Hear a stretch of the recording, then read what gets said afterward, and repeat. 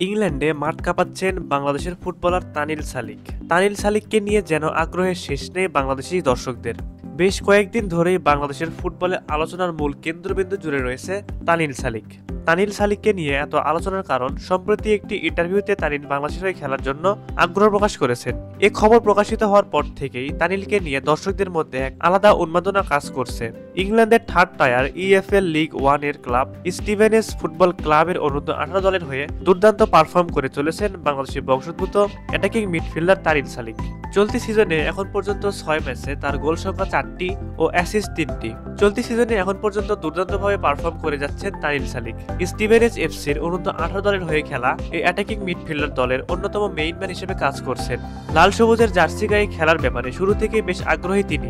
এমনকি এ ব্যাপারটা নিয়ে ব্যক্তিগতভাবেও বাফুফেকে জানিয়েছেন তিনি। এখন দেখার বিষয় শেষ পর্যন্ত বাংলাদেশ ফুটবল ফেডারেশন কি করতে পারে। বাংলাদেশের ফরওয়ার্ড লাইন আপের অবস্থা খুবই করুণ।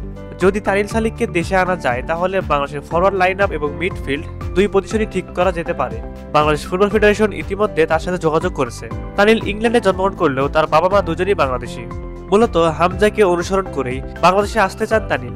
বাংলাদেশ ফুটবল দলে হামজার আগমন বাংলাদেশের ফুটবলের এক নবদিগন্ত যুগ শুরু হয়েছে। এতে করে দক্ষিণ এশিয়ার সবচেয়ে দামি দল এখন বাংলাদেশ, আর দামি খেলোয়াড় হামজা চৌধুরী। হামজার খবরটি বিশ্বের অনেক আন্তর্জাতিক মিডিয়ার মাধ্যমে ছড়িয়েছে।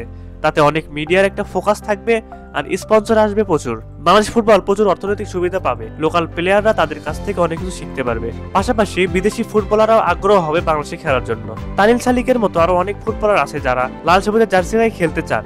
এই সুযোগ যদি কাজে লাগাতে পারে বাফুফে, তাহলে বাংলাদেশ ফুটবলে উদীয়মান শক্তিশালী দেশ হিসেবে পরিচিতি লাভ করবে।